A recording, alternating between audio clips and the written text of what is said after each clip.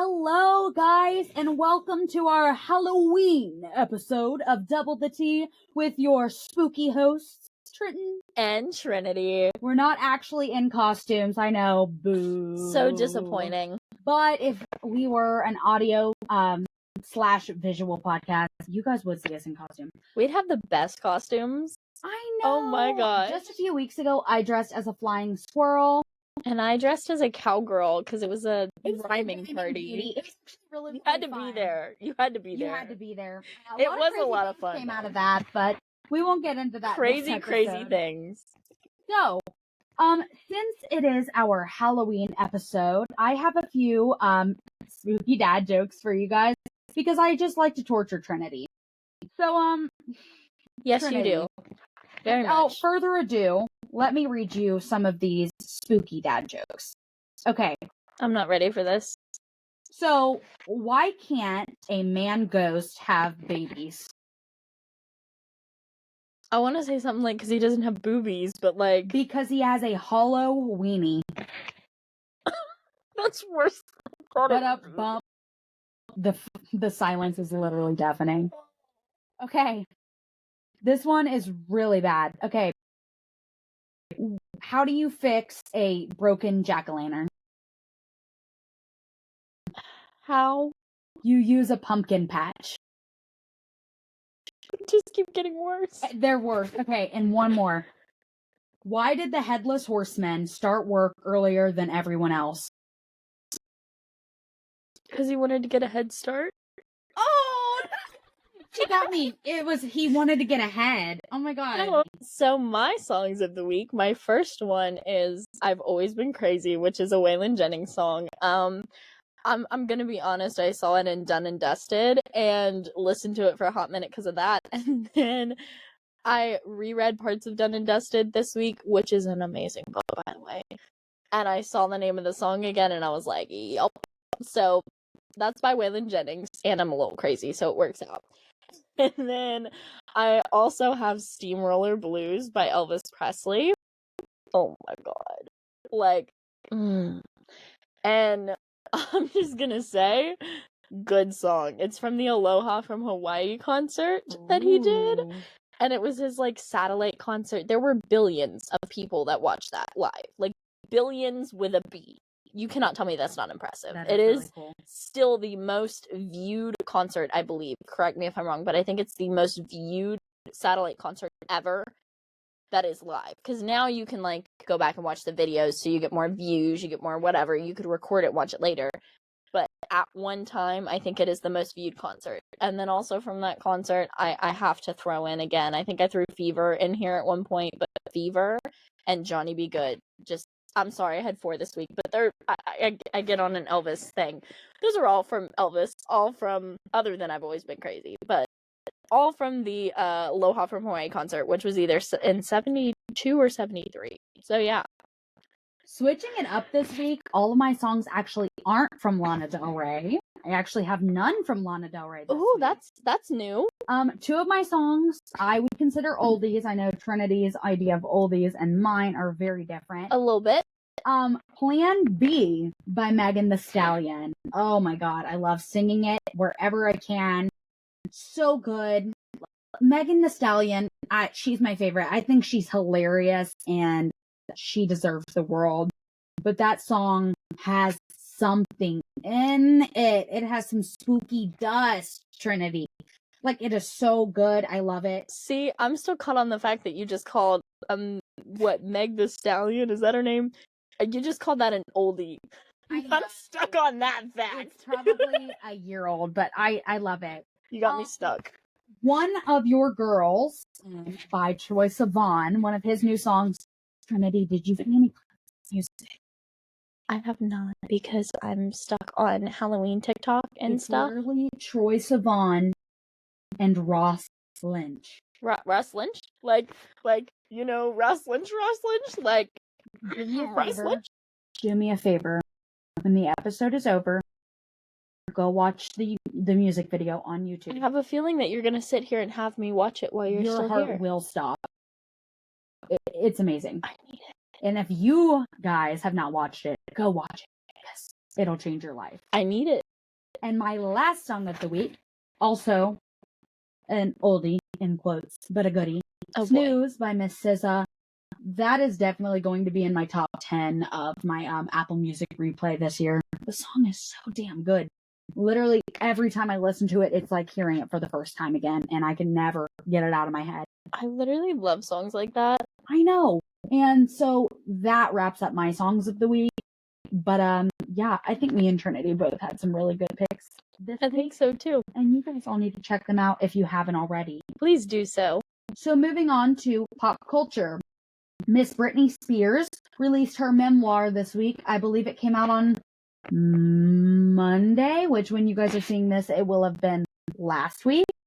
But it is called The Woman in Me, I believe. And I've heard she just basically brings a lot of things to light that happened during her conservatorship, which, if you guys don't already know, that was where her dad basically had her trapped into this contract where she could not do anything. She couldn't even go out to eat if she wanted to without her dad having somebody supervise her.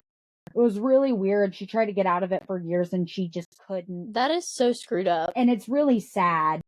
But something that was mentioned in this memoir was, so when her and Justin Timberlake were together, I think it was like I was literally about to mention this. He got her pregnant and made her get an abortion. We went two different routes with the Justin Timberlake thing, then. Yeah, I don't know what you were gonna say. But I know a lot of people have many different opinions on this. All I could say is Justin Timberlake is a fucking weirdo. So I'm sorry, but good thing she did. Trinity, I'm sorry. If you disagree, I'm sorry. No.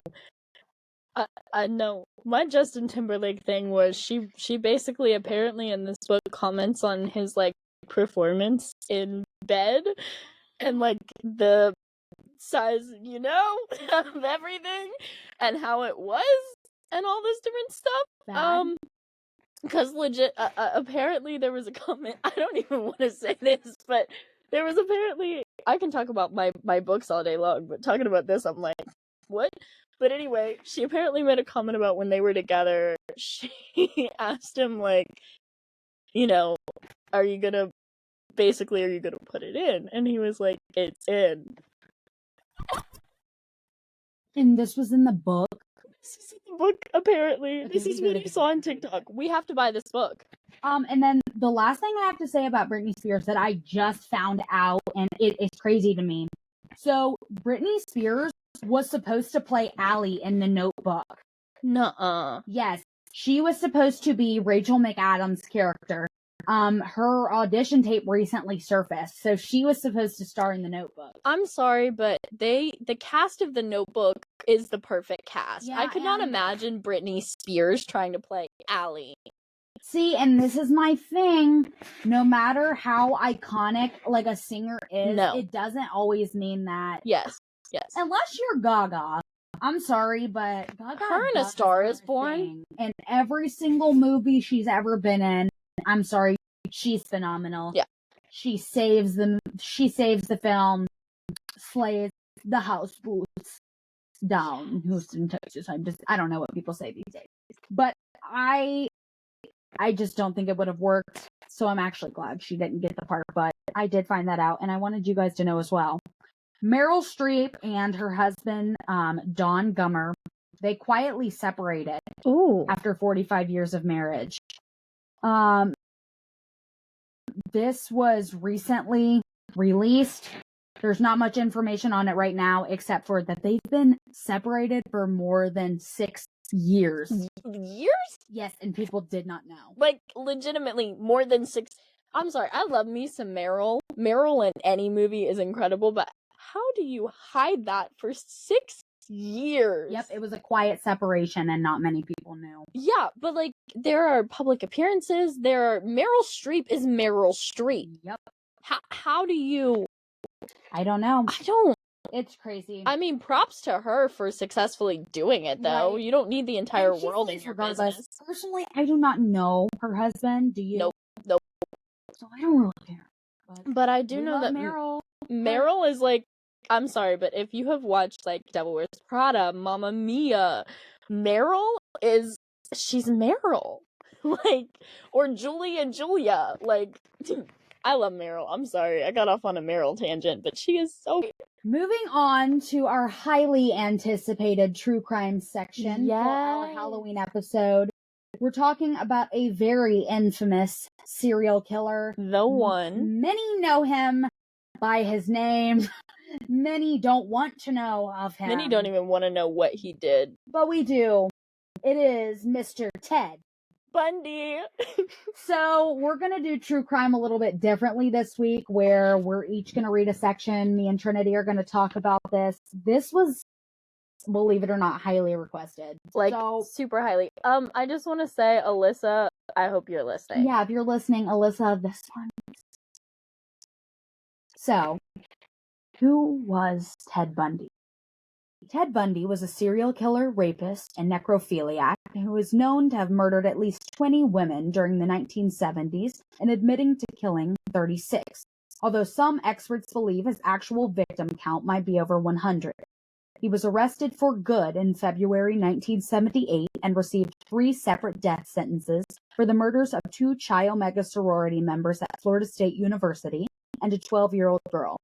Bundy's charming appearance helped him become somewhat of a celebrity during his trial, and his case has since inspired many novels and films about serial killers. He was executed in 1989. Ted Bundy's victims. Bundy confessed to 36 killings of young women across several states in the 1970s, but experts believe that the final tally might be closer to 100 or more. The exact number of women Bundy killed will never be known. His killings usually followed a gruesome pattern. He often raped his victims before beating them to death. There is some debate as to when Bundy started killing. Many sources say that he began his murderous rampage around 1974. Around this time, many women in the Seattle area and in nearby Oregon went missing. Stories circulated about some of the victims last being seen in the company of a young, dark-haired man known as Ted. However, criminologist Mad DeLacy argues in a 2023 book that Bundy likely murdered more than 100 people and started killing in adolescence.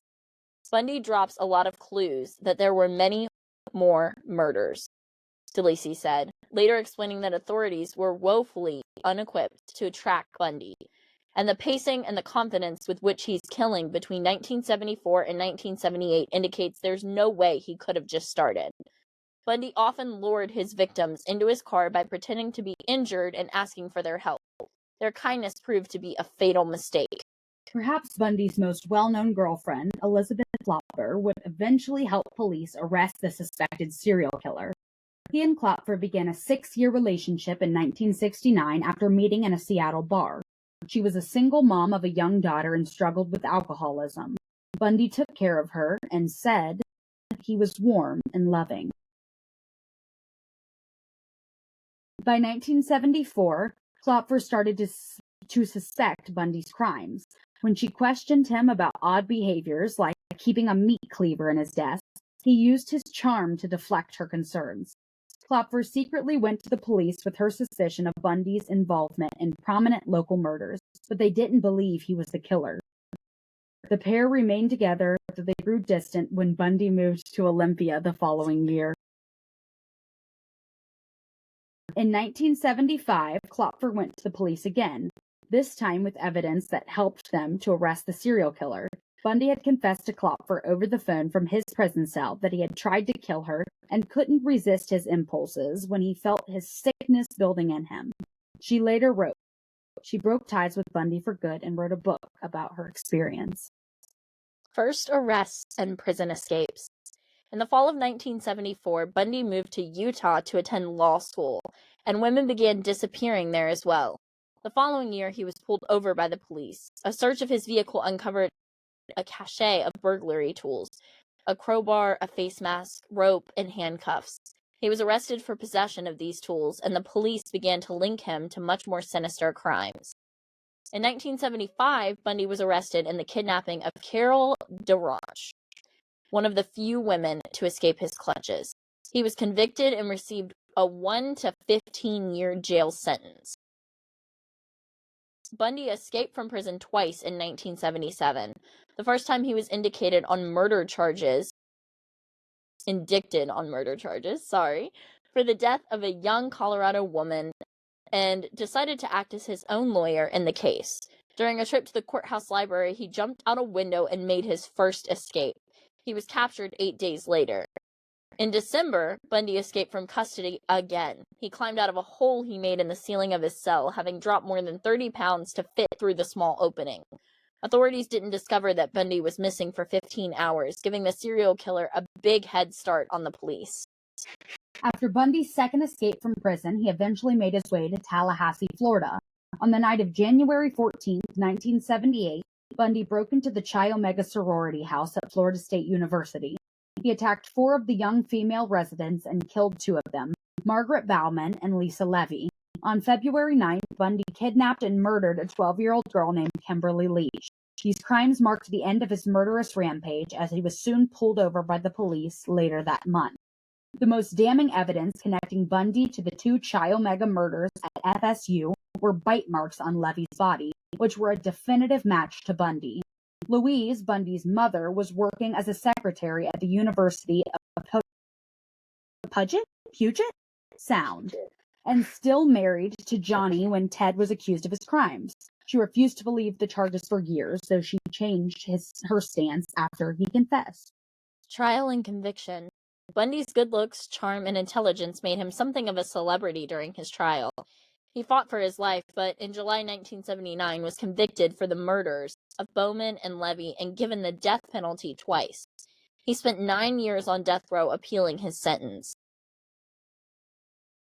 In 1980, Bundy received another death sentence for Leach's murder. It was this sentence that ultimately led to his execution by electric chair in 1989. Bundy appealed, trying to take his court as high as the U.S. Supreme Court, but he was turned down. He also offered information on some of the unsolved murders, hoping to avoid the death penalty as a result, but couldn't delay punishment forever.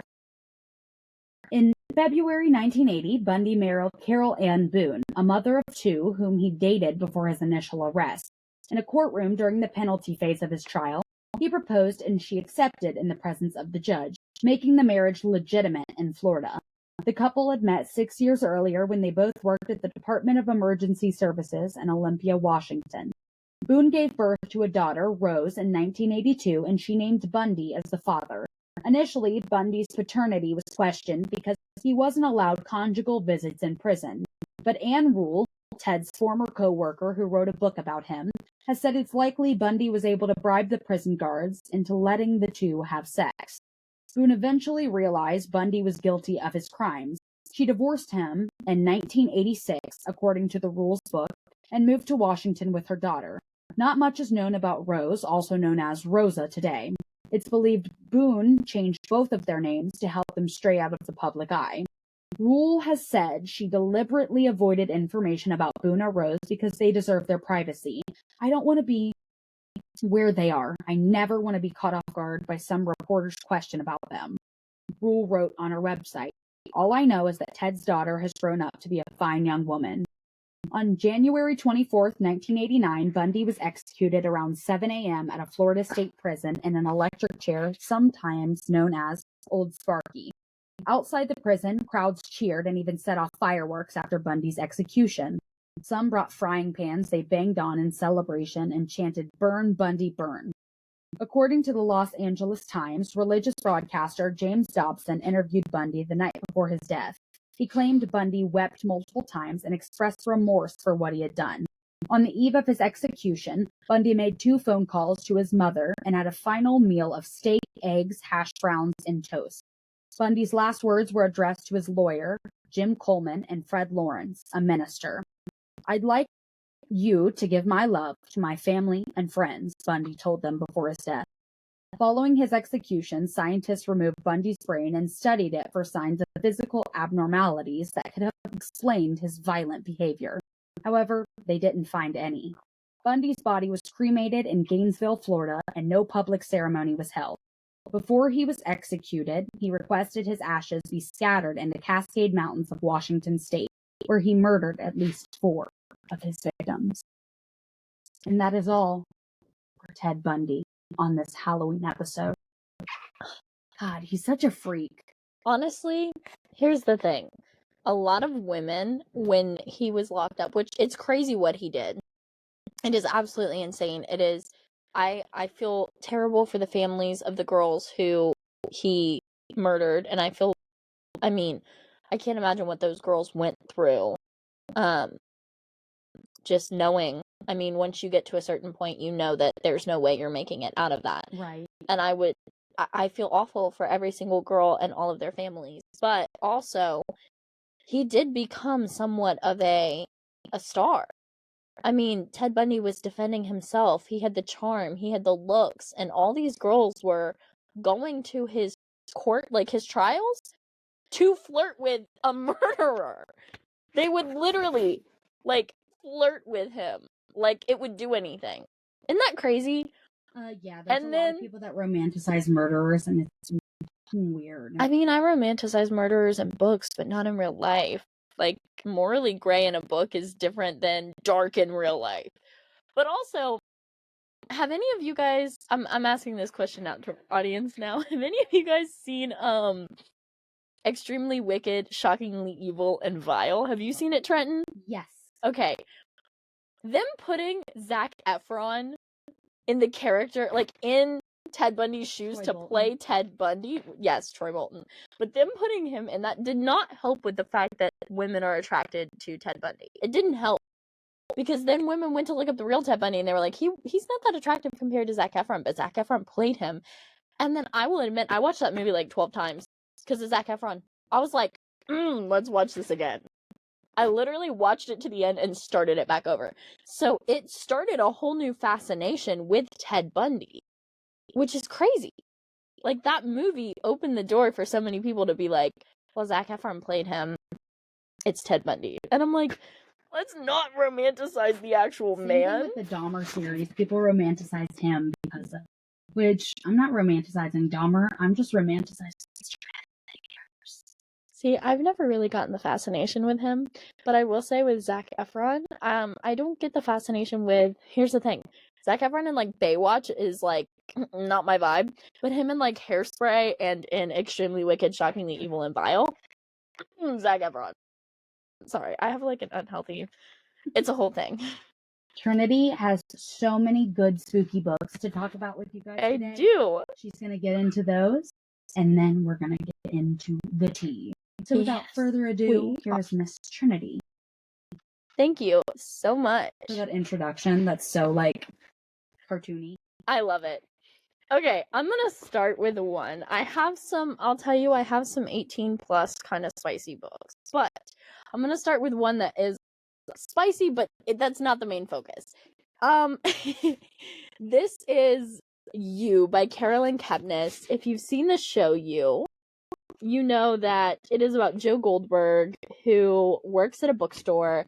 Whenever Beck walks in, he sees her, he becomes fascinated with her, she comes back in, he ends up stalking her, and she's got a boyfriend, but not really a boyfriend, it's a hookup buddy, and Joe literally does anything and everything to be with her. This man murders people for her, he stalks her, he literally makes them meeting, she's like, oh my god, I can't believe we're meeting, I can't believe you're here, and I'm over here girl, he calculated this. He planned this. He has broken into your apartment and everything. Read the book, okay? It is definitely one that is kind of psychologically what is wrong with you? But also you're I had a friend who read it and they were some of his tendencies I see in myself, and I'm not okay with that. Not the murderous ones, but the stalking on social media and all that. I think every girl does that though. And some guys. But anyway, moving forward, I'm going to go to one that is... I want to talk about Corrupt by Penelope Douglas for a minute. This is not exactly a Halloween read. This is about Erica Fane, who she goes by Rika, which, I feel I like Erica more than Rika, but okay. And she basically is best friends with this guy who she has kind of dated. It's a whole thing. But she has always had a fascination with his older brother. Well, his older brother and his buddies, which his older brother's name is Michael. So you have, and mind you not, the guy that she is best friends with, his name's Trevor. So Trevor's older brother, Michael, is in this group that they call them the Horsemen, okay? And there's Devil's Night, which this is the Devil's Night series. Corrupt is the first book. And basically, they put on masks and they go and they kind of, I don't want to say like destruct property, but they really do. And there's a lot going on. But she is going to college, okay?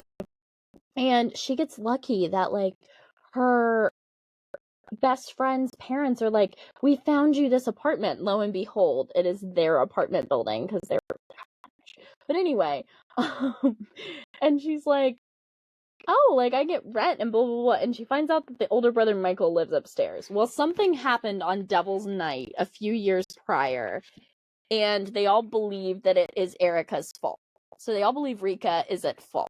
So now they are all, and 3 of them went to jail. Michael did not, but his buddies did. And now they want revenge. Do not go into this lightly. There is literally a scene, there are multiple scenes where I thought that there's like 1 or 2 scenes from what I remember. I read this last year, but I thought she was going to get,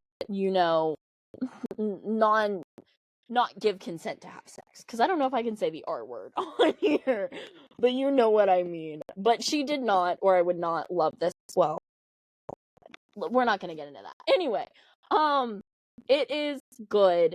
There is even a scene that is kind of fun. Happens in a sauna. Some stuff goes on. Good luck with that one. Okay, moving forward. Those were my like not so Halloween centered ones, and I've got one more that is not so Halloween centered. I've talked about this before, but Satan's Affair comes first. This is about Sibby, who is in Haunting and Hunting Adeline. And I have not read Satan's Affair, but it's kind of about the Satan's Affair carnival that Sibby works at. It's a whole thing. There's a lot with Sibby. I've heard that you kind of have to read it to know. It is on my TBR for the next couple weeks, I'm hoping. And then you get Haunting and Hunting Adeline, which I've talked about this before. I'm going to give you a brief summary. Basically, Adeline is an author who, this guy named, I'm not going to give you his name, but Z is what we're going to give you. He basically hunts down and kills any people who like sexually traffic or like girls or young kids or use them for like child sacrifices and stuff, and he kills them because he's like, this is not okay. But on the same token, on the other hand, he's over here like, I'm gonna stalk this girl Adeline, I'm gonna leave roses in her house, I'm gonna break in, I'm gonna like drink some of her whiskey, I'm gonna leave the cup there, I'm gonna make her terrified. And then he finally shows himself and tells her to run, and life gets interesting from there, man. The end of the first book, I will tell you, the first book, the gun scene will be one that you will probably, if you're listening to this, you're probably going to message me and be like, what?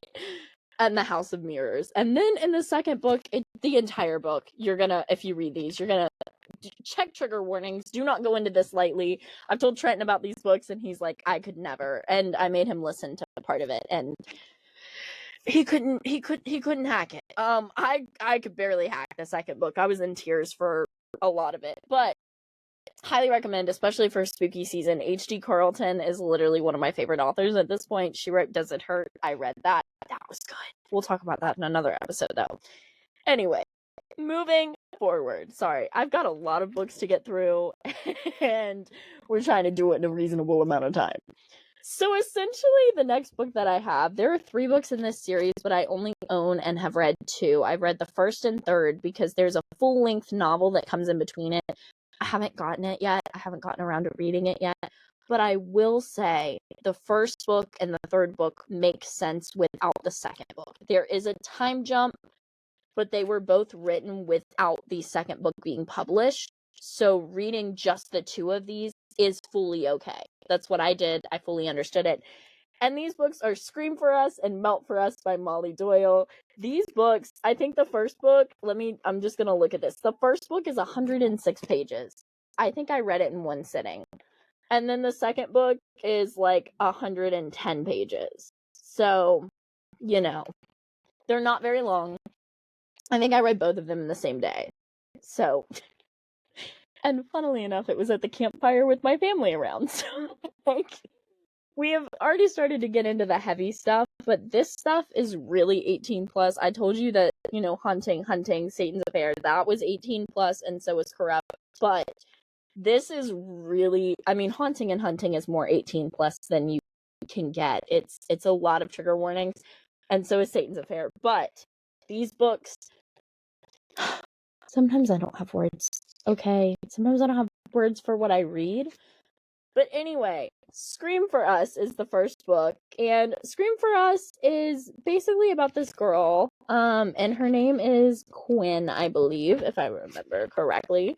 Her name's Quinn, and she goes to this Halloween party, okay? And when she gets there, she's dancing on the dance floor. She's got this, like, cute costume on, whatever. I don't remember exactly what her costume is. It's been a minute. But her costume is cute. I remember that. And this guy on the dance floor tries to feel her up. Like, he's trying to, like, cop a feel. He's trying to make a move. And she is, like, kind of having it while they're just dancing. And then he gets real touchy-feely. And she's like, haha, no.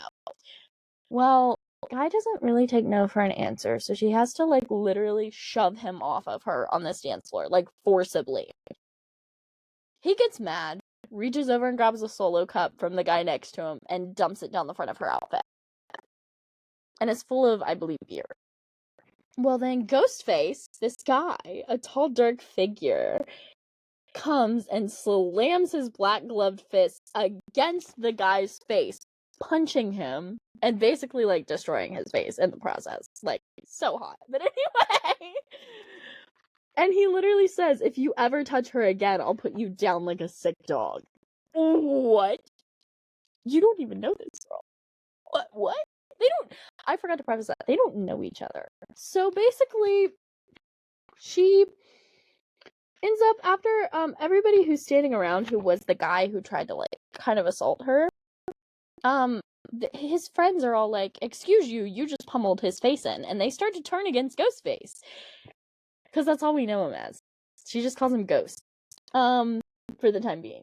Well, we move on. We move forward. And we keep going. We're having fun. She pulls them upstairs, like, because his friend shows up and holds him back. And his friend is in a, Jason, like, Voorhees. I think that's the next guy. Yeah, it's the Jason mask. It's gotta be the Jason mask. Yo, Jason Voorhees. It's a whole thing. He shows up, holds him back, whatever. So she ends up pulling them both upstairs, and they close the door and whatever. And she's like, somehow, her line right here, she goes, here I am alone with Ghost and Jason, two people I've never met until only minutes ago, yet I've never felt so safe. What does that say about me? And I'm like, I don't know. What does it say about you, sweetie? This man just met her. And he says, I have this urge to kill anyone who touches you. What? Oh, what? What? Like, what? Okay. So we continue on, and Jason asks if she got hurt, and she makes a comment referring to Vampire Diaries, and says, like, now I know how Elena Gilbert felt torn between two men. And then Michael shows up. Michael Myers. So she calls them Ghost, Jason, and Michael. And she doesn't even know their names, but they decide to spend one night together. So basically, she tells them that she wants him to bring her darkest fantasies to life. And he makes a comment about, like, your dark and my dark might be very different things. And she's like, you know, dark. But there's one condition. Tonight, just one night. By sunrise, it's over. And he's like, you say that easily, like it's possible for me to let you go. He just met her, like, literally a few minutes ago. So then she's like, well, that's my condition. And he goes, even if it's for tonight and tonight only, little Quinn, you'll still always be mine. Now, let me just say, all I'm going to say is he goes as far as to, all these football players come in at one point and they think that this is more than what it is. Like, they think that this is literally like them lining up to have sex with her. And they find out that is not very quickly. It's quite fun. But it just keeps going. There's so much in 100 pages. It's incredible. And then you get to Melt for Us and you learn what the guys' names are. And I'm not going to give that away because, like, I feel like you should have to have the experience I had where you don't know. And it's so screwed up. I forgot to mention in the first book, you know what? I'm going to leave that up to your discretion to find out because it's screwed up, but good. And the last book that I'm going to talk about super duper quickly, is Carving for Kara. I need you to listen to me very closely. I am going to spoil aspects of this book. I will tell you when spoilers are coming. But also, if you don't want to hear the most 18, like, crazy stuff, get out of here now. Go. Like, skip forward. Don't leave the podcast, but skip forward until you don't hear me talking about this book anymore. Cool? Cool. Let me just say, first of all, this is about a girl named Kara who meets this guy in a coffee shop. They don't talk, but they share this glance, and he automatically decides that she is his.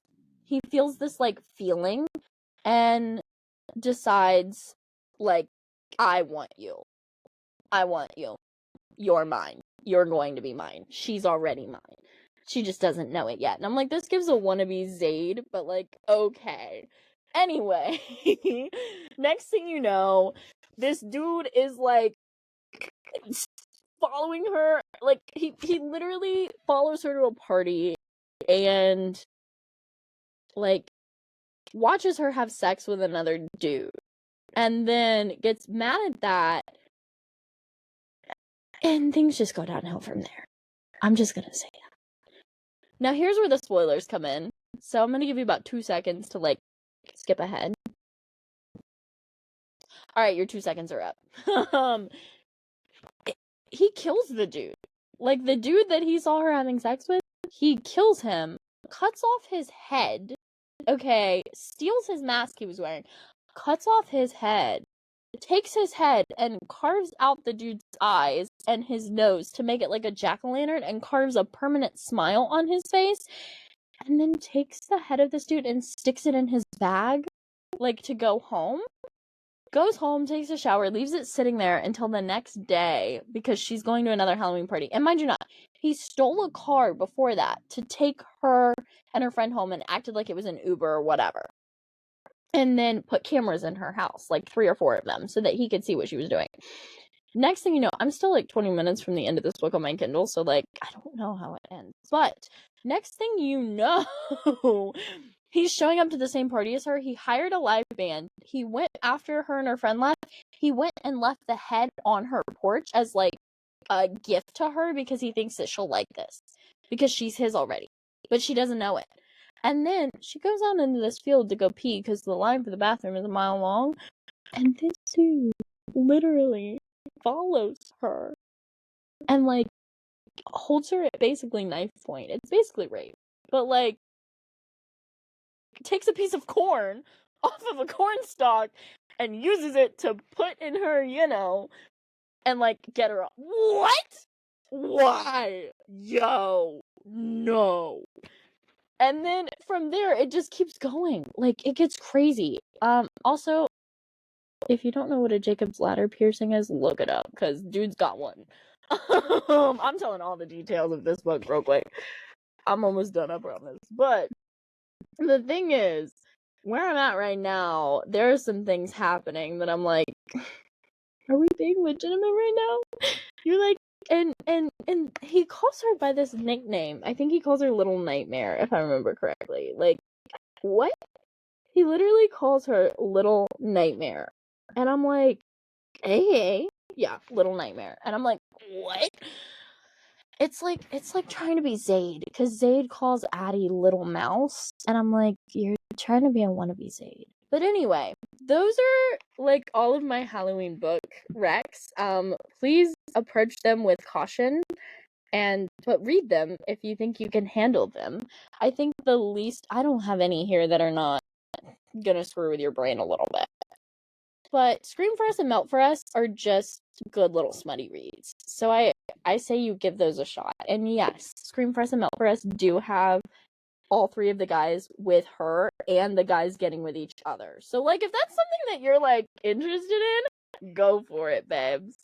Anyway, that wraps up my books. So this was another amazing episode. It was our first Halloween episode, and so that marks our first holiday episode. It does.